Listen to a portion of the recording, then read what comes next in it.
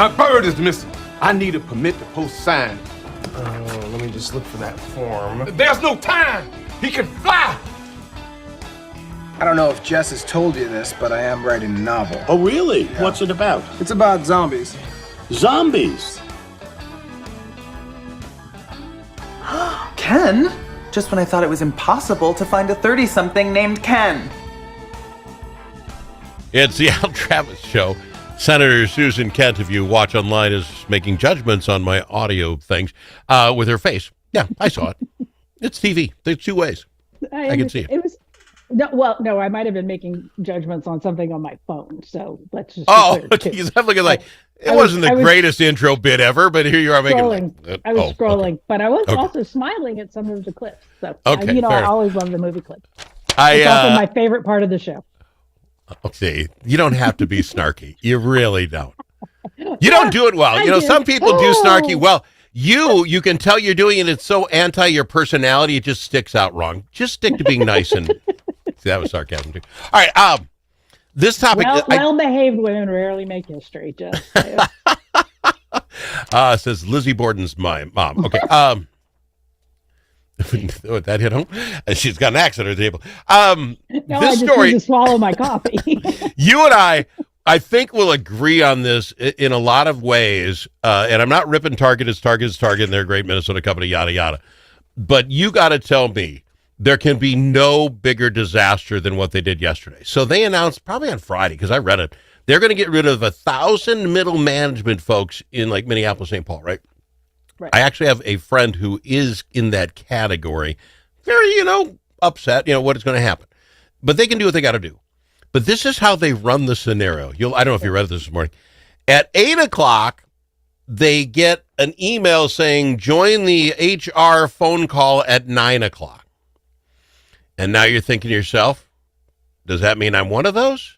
Is all 1,000 of us going to be on? They'll let us know. You have no idea. You have an hour now to just bake. They already told everybody to stay home this week. No one's going into the office, so you're not hanging around the water cooler. Okay, I'm getting it. I get it. At 9 o'clock, everybody joins. HR is on, but the auto phone thing doesn't work about half the time. He's like, and you're fired. And you don't get everything. But what they said was, and they caught, that if you're going to stay with us, by 9:15, you'll get a text. Everybody goes away. You're hanging at your phone, and you get a text. Means you're staying.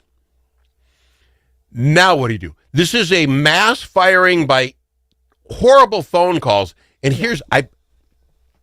my buddy, by the way, survived, which I'm very happy about. But he gets the text, oh, I'm in. How many people does he know at Target? How many in the middle? Are they in? So now it's hey, I got a text. What do you mean you got a text? I haven't got a text yet. You think they're all out? And it's this whole thing in what could possibly be the worst firing strategy of all time. Well, and the one thing, because I didn't read the whole thing, but I did see the thing that they can't even go in the offices and pick up their stuff. The other people are going to box up their stuff for it and send it to them. I mean, and someone pointed out, and I thought this was an interesting, that once we adopted all these remote work opportunities with COVID, now they're being manipulated for this kind of stuff. So, I mean, I have to say, I think, Target, a once proud company, I feel like has managed to mess up a whole bunch of stuff in a lot of different ways. And I do hope they get their act together in a lot of different ways. But, so whoever HR boss is who came up with this genius should almost be fired instantly. Make it 816, because here's the thing. So this will make it quick, down and dirty. We can move on. Except, rip a Band-Aid off, right? Yeah. If you were one of the 815 who got theirs, or did not get an email, right? You didn't get an email. Are you not texting HR and say, did you miss my name? I didn't get one. I mean, you're just not going to nothing showed up, so I didn't get it. Well, so, and I mean, I don't think there's got to be some way legally you can't just. By not getting emailed, not you're hearing gone. from somebody you don't have a job anymore. I mean, it's like that makes zero sense. What happened to a pink slip, for crying out loud? we used to have a better tactic because for a lot of things, okay, then they don't have you come in. Well, now I want to go get my stuff. I got my favorite Right. plant there on the thing. No, mean, we're going to box it off and ship it to you. Well, wait a minute. I don't want my plant being sent Well, in the and- box. It'll And then there's stuff like Cobra and, when do you get your last paycheck? And I mean, there's just so many things. So that 815 people are calling HR because of the way Right. this guy ran things. This is, yeah. I mean, It- yeah. But here, so can I add on this though? I mean, Sure. Because the other news is that Amazon just announced they're laying off. What was it? Ooh. Well, it was 100,000 or something. It was amazing. No, to see. no, it's this immediate layoffs is like 15,000, I think. Okay. But they've had like 20 to 25,000 over Yeah. the past year or two, couple years. And so, but meanwhile, Jeff Bezos has a net worth of $200 billion plus. See. He just had a $55 million wedding. And, he owns the Washington Post. Yeah. And they announced last year that they would, we're not going to endorse in the Yeah. presidential race, which made a bunch of people mad. And they've put a new policy out there for the editorial page. Meanwhile, NPR, and I just want to give a shout out to NPR and public media because they're the ones who are independent enough Yeah. to be able to do this stuff. They reported that the Washington Post has had 3 separate editorials taking an editorial position in favor of something of which Jeff Bezos has a financial stake. Yes. Right. So, I mean, this is where we are with mainstream media owned by corporations, and that's why I'm in local community nonprofit news. And that's why we're in Small Little Radio Al Show. Here's the beautiful thing about the Amazon thing, as I understand, if you're going to do this better than Target did, as I understand it, your pink slip will be showing up probably on Tuesday. It's in Trasnet between 3 and 7 o'clock. And you can track it if you follow this number. So you'll know exactly where. So that's good. And then they will ship your stuff free of charge to your home 3 days later, 3 to 10 But days. let's just really enjoy for a moment how well the Trump economy is working because You got to losing their job. This I don't believe has anything to do with Trump. You're trying to tie. Come on. Bezos is going to worry about firing these people. No, I think this is where I think it is, and I'm going to be honest with you. It's AI. It's the idea that these big, huge companies can get but that has machines to do it. Too, because you want to know who the big investors in the big obnoxious ballroom are? AI people. These are bribes. This is corruption. But, Donald okay, Trump has taken money. Jeff Bezos sat in the front row at the inauguration because he gave a ton of money to Donald Trump. And, the idea that this extension to the White House is ballroom, which, by the way, I've never been to the White House. I'm never going to probably go to the ballroom either. I don't really care. It can't be construed as a bribe. It's not like he can take it home. It won't even be finished. Well, it might get finished before he goes. That's what he'd like to have happen. But it's not like he takes it home. A bribe would be, I get $500 million in my pocket. I'm going to go do something. No. You don't understand Donald Trump. I don't. You do. The most valuable thing you can do for Donald Trump is build a monument in his name. That's why he had a business that put his name all over everything for so many years. Now he gets to have the Trump ball. He's trying to put his name on everything. He's trying to put his name on the Kennedy Center. He's trying to put his name on everything.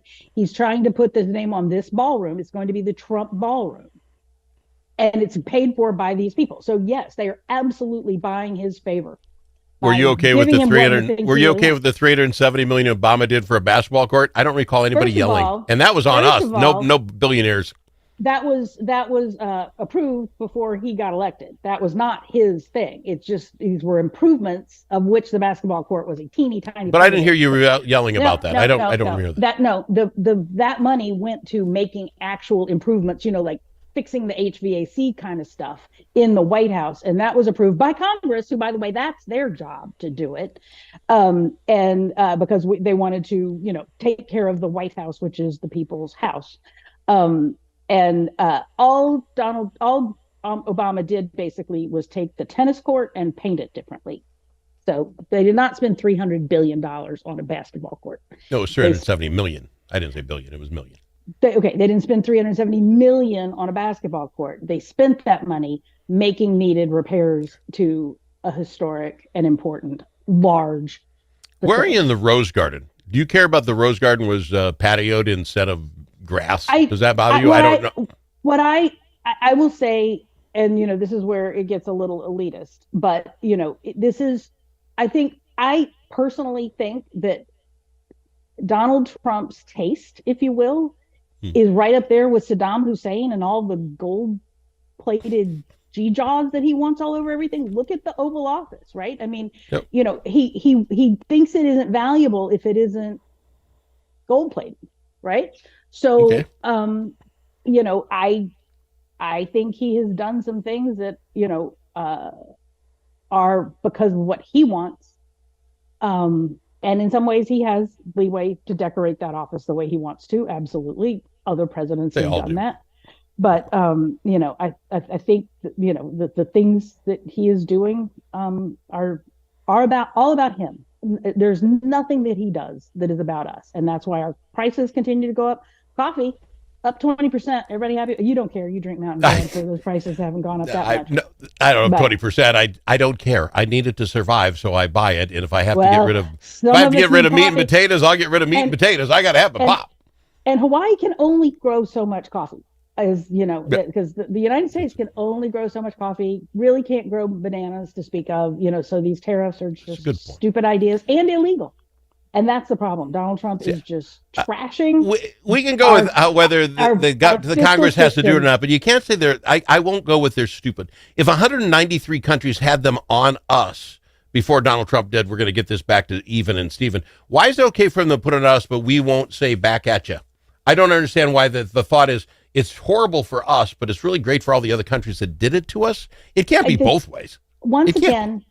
again, there are rational ways to look at making adjustments to tariffs, and I think that happens all the time. People got mad at Biden because he implemented some tariffs, right? I mean, Yeah, I didn't hear you happens. calling that the Congress should have done But that. I didn't no, hear you say that. This is Al. This is where your logic goes off the rails, my friend. Okay. Because you're trying to compare one thing that is very, very different to another little thing, and just because other presidents have done little things, you're saying that makes this insane, irrational approach that Donald Trump has taken. Well- Because this is the whole idea. If the idea is to bring jobs back to the United States and to benefit the United States, the coffee and the bananas are a classic example. The other thing is you can't just wave a magic wand and shift manufacturing on Tuesday from South America on Wednesday in the United States. So there are ways that this stuff could have been done with a strategic purpose and plan, but that's not what he does. And then he upsets the markets and the entire economy because of the whole taco thing, where Trump always chickens out because he comes out and makes this huge, ridiculous pronouncement of 100% tariff on China or whatever it is. And then, a few weeks later, it's like, oh, never mind. Okay, It's I have not how you do to. it. I have to go to break. We're up against the last one, but I will And say, as it's far as the illegal. markets go, every one of them yesterday was at the all-time high. So maybe he's really bad at this, but some people, including guys with the 401ks or 403bs, doing okay. I got to go to break right after this. And I'll let you have the start. Susan Kent next. You need a friend at the Capitol who knows how to get things done. And you're in luck because that's exactly who we are, your friends at the Capitol, and we deliver results. At Momentum Advocacy, we bring decades of experience in lobbying, public affairs, and crisis communications. From local nonprofits to national corporations, we help you move policy, manage your media, and make your voice heard. We're not just seasoned pros, we're essential partners. Momentum Advocacy, your friends at the Capitol. Learn more at momentum-advocacy.com. Do you have a closet full of old videos, photos, slides, or films? Regain that space and preserve those memories for future generations. Visit archivinglifemedia.com or call 952-829-8018. See how safe and simple it is to digitize all your media. Gain peace of mind knowing that all those important memories will be saved and can be seen and shared again. Do it today. Check out archivinglifemedia.com or give them a call, 952-829-8018.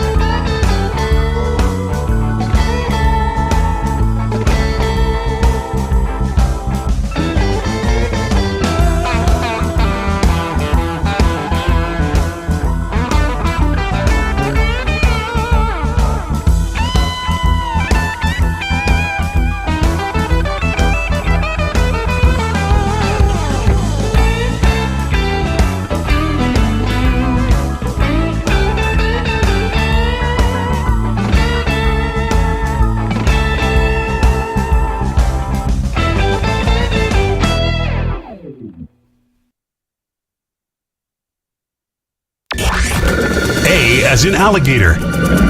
L also in alligator. But it's not alligator.